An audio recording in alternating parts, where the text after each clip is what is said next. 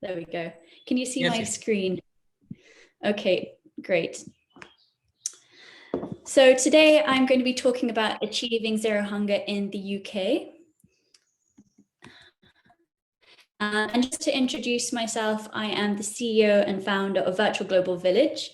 It is an initiative that started at the beginning of COVID-19 in the UK, so March 2020. We're still quite young, we've got 600 members, and we've effectively created an open think tank for the public sector and the private sector to collaborate and discuss issues around sustainability, so the 17 Sustainable Development Goals.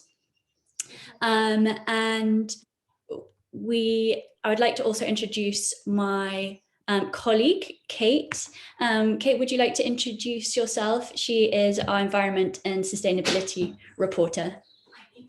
Yeah, hi everyone, I'm Kate and I'm based in France, but I'm from the UK. And like Francesca said, I'm the environmental and sustainability reporter at Virtual Global Village. Great. Kate, would you like to discuss farming and Brexit briefly? Yeah, so just to briefly discuss how farming and Brexit is going to impact on food in the UK. Food supplies are going to be disrupted. As a lot of you know, it doesn't look likely that we're going to get a deal after Brexit with the rest of the EU. And a third of food supplies in the UK come from other EU countries. So food supply is going to be affected, which means that prices are going to change. And as this happens, it means that the lower income portion of the population are going to be most affected. Agriculture in the UK is a developed competence, which means that Westminster sets the laws and policies in farming for England, but Wales, Scotland and Northern Ireland can set their own laws. And this means that there's a lot of different landscapes and economies that are battling against each other to try and produce different outcomes. And this means that there's a lot of, well, in terms of help that's available, environmental land management schemes are being introduced in the UK. And this is to incentivise sustainable farming and practices. And it's helping establish different farming practices that are more environmentally friendly, such as rewilding and establishing woodlands. And funds and grants are also being made available to boost farmers' productivity and reward environmental improvements. Fantastic, thank you, Kate. So in the UK, COVID-19 really hit in around about March. And at that point in time, 1.85 million people with underlying severe health conditions were asked to quarantine indefinitely and stay at home and shield. So this obviously led to a food crisis as people were stuck at home and unable to go shopping. Some of them were supported by friends, family and mutual aid groups. However, many were isolated and unable to get vital provisions. So on the 26th of April 2020, our Communities Secretary, Right Honourable Robert Jenrick, commenced a programme on the scale not seen since the Second World War, where 500,000 boxes of essential food were delivered by wholesalers to hundreds of thousands of people in partnership with local resilience organisations.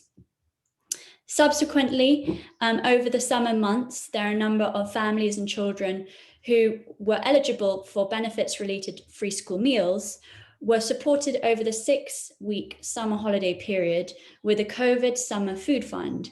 So eligible pupils could receive £90 worth of food vouchers, which they could use in all major retailers from Aldi to Asda, Iceland, Marks and Spencer, Sainsbury's, Tesco's and Waitrose. Now going beyond the recent news events, I'd like to discuss some of the areas that could potentially improve food resiliency in the UK and in other countries around the world. So there's no bigger industry on our planet than food and agriculture, with a consistent, loyal customer base of 7 billion. In fact, the World Bank estimates that food and agriculture comprise 10% of global GDP, meaning that food and agriculture would be valued at 8 trillion globally based on projected global GDP of 88 trillion for 2019. In recent years, ag-tech innovators have created exciting new ways to harness the power of technology and to enhance the world's food supply. In the United States, ag-tech investment reached 16.9 billion in 2018, which has been a record-breaking year. On the farm, machine learning, artificial intelligence are helping growers predict hurdles such as weather, pests, commodity price fluctuations, and with cameras and apps, disease, pathogens, and weed detection can be easier than ever. On the consumer end, online grocery delivery services are building a more equitable food system and bringing fresh, healthy food to people who lack access to grocery stores. And grocery stores are able to limit their food waste through inventory management software and facilitate food donations through new apps. These emerging technologies must be affordable, user-friendly, and accessible to all, but technology alone isn't the answer to fixing a broken food system. To alleviate such issues as poverty, racial inequality, and gender inequality, policy and economic solutions are vital. So you're looking at the youth in agriculture in the UK. Millennial farmers and young people are facing some serious challenges. There are fewer jobs in agriculture. The work here is generally quite low paid and there's few opportunities. However, young people are likely to adapt and improve their position in relation to climate change and diversifying trends. The challenges they face, they have limited opportunities, they have limited access to funding in the UK, and they also have the inability to embrace new methods where larger intensive farming corporations may be more powerful than smaller, younger, smaller organisations. But young people do have a lot of opportunity. There's innovation and technology, such as using drones for farming. There's new forms of funding that are being available. Young people are very tech savvy and they're using methods such as crowdfunding in agriculture. And we also know that young people are really diverse. So young farmers are looking at different methods in order to increase their profits and increase food supplies, such as beekeeping, glamping, renting their land out for renewable energy resources, and adapting to climate change by using the drier climates in the UK to improve different foods that they can supply. So yesterday marked the 5-year anniversary of the Paris Agreement. And in light of this, we must reflect on the impact farming has had on climate change. Our food system contributes about 30% of all greenhouse gas emissions, more than any other sector except energy production. At the same time, agriculture is a human endeavor most threatened by drought, increased rainfall, changing temperatures, and other impacts of climate change. Agroecology is a movement and is a set of practices that can benefit both farmers and eaters by building resilience and helping us adapt agricultural practices with pending climate change. In February 2011, the UK All-Party Parliamentary Group on Agroecology proposed key policies for agroecology in the UK, including capping payments to large farms and developing a strong small farm scheme, introducing careful supply management and mechanisms such as price guarantees, production limits, quotas, and export duties in order to prevent the undermining of global agroecology through food dumping, and to incentivize agroecology in the UK through market supports. Strengthening competition law to limit retail market concentration, introducing carbon taxation and/or other green taxes in order to incentivize optimum use of non-renewable and polluting resources, supporting horticulture over arable production, shifting the regulatory burden away from farmers who participate in biospheric cycling of farm inputs, e.g. organic farming, and towards those who buy in unsustainable and polluting inputs.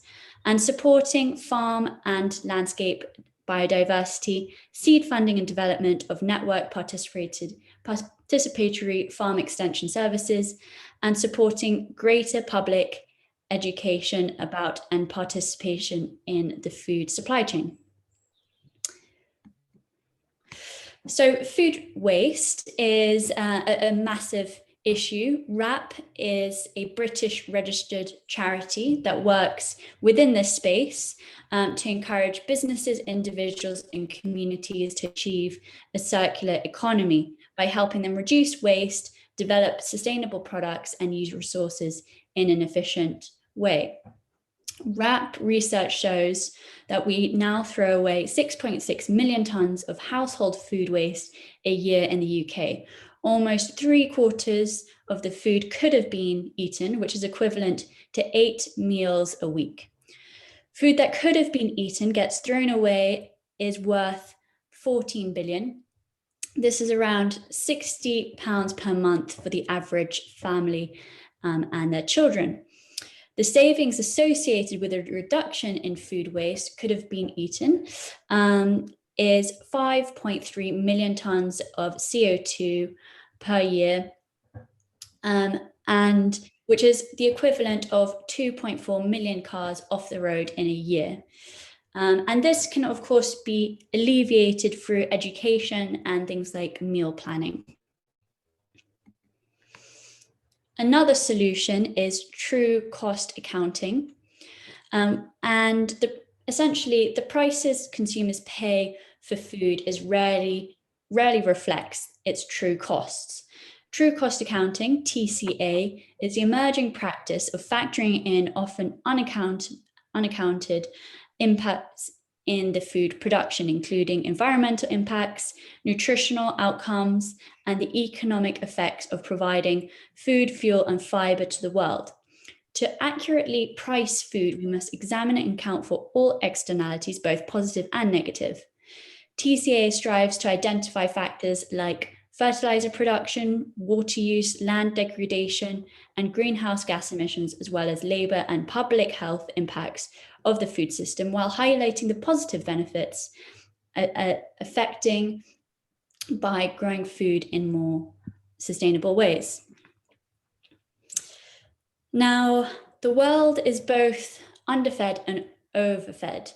Although we produce enough food to feed the entire world population, food imbalance has increasingly expanded over the past decade, revealing a paradox.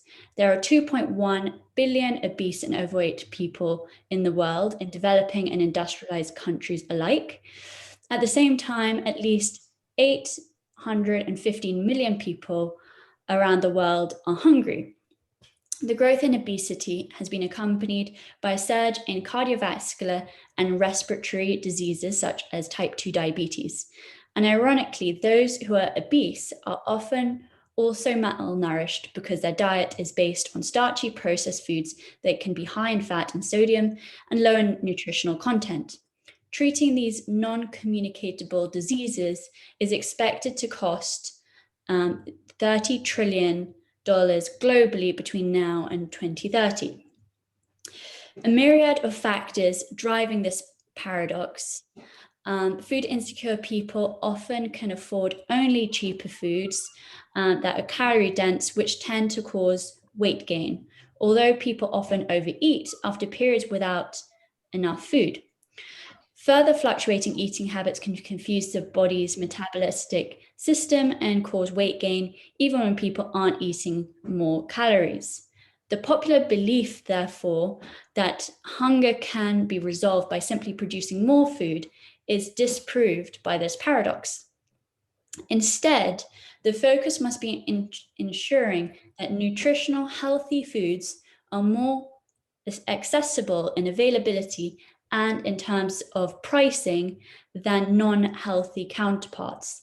And this means bringing in tax and regulation on non-healthy foods, such as sugar tax. According to the UN Food and Agriculture Organization, if women had access to land and resources, the same amount of access as men, overall food production could increase by 30%, enough to feed 150 million of the established 815 million people who are suffering from hunger in the world today. Across the world, there are more than 500 million family farms, or farms that rely primarily on family members for labor and management. Small and medium-sized farmers produce more of the world's food, making contributions to protecting plant diversity, increasing rural income, and driving economic growth through job opportunities. Yet they don't get the investments that they need. With climate change causing increasing volatile weather, family farmers are often operating under very thin margins and are hardest hit. Facing immense barriers to make ends meet, they need the help of funding and donor community, as well as support from policymakers and consumers. So the world is home to a vast biodiversity of food crops, resulting from 3 billion years of natural biological evolution and 12,000 years of selection, collection, and cultivation by farmers, herders, and hunter-gatherers. But in just the past century, according to the FAO, around 75% of the world's plant diversity has been lost. Industrial agriculture focus on high-yielding crops and monoculture farming have displaced older, locally adapted varieties and agricultural traditions from farms worldwide. And less diversity means less resiliency in the food system, making modern farms more susceptible to changing climate, new pests, and disease. This impacts not only food security and nutritional quality of food worldwide, but traditional culinary skills, ecological farming practices, and entire cultures are at stake. One of the solutions are seed banks, such as Svalbard Global Seed Vault in Norway. I suggest that seed banks should be set up in each country as a form of insurance policy to protect the genetics of these seeds. Farmers must be educated in cultivating their own seeds and encouraged to swap seeds with other farmers, as opposed to relying on monopoly players such as Monsanto, who own the IP of genetically modified seeds, which weakens resiliency. Kate. So looking at sustainable diets, we know that sustainable diets is an extremely complex issue. But generally in the UK, eating less meat, eating more seasonally, growing your own veg. Dear Kate, please, time. Okay, I'll wrap it up quickly. Basically in the UK, we're looking, pardon? But education is key in terms of sustainable diets in the UK, looking at how we source foods, looking at nutritionally dense foods, and also taking into account environmental sustainability alongside social and economic sustainability will be key. Thank you, Francesca. Thank you.